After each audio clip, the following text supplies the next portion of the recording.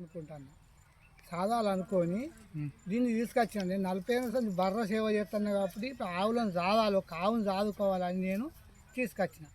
మొన్న ఇళ్ళల్లో పోయినప్పుడు వేరే వాళ్ళ ఆవులో కొట్టుకొచ్చినాము. ఆవు కూర తిరిగితే ఎవరు ఇయ్యలే.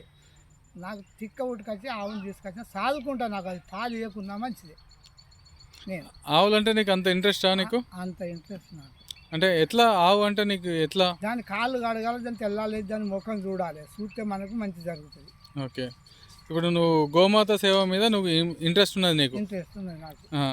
నువ్వు ఇప్పుడు గోమాతలు ఇస్తే నువ్వు చేస్తావు? చెప్తా, నేను రాదుకుంటా. ఇదంతా నీదేనా పొలం? ఇదంతా 12 ఎకరాలు నాదే.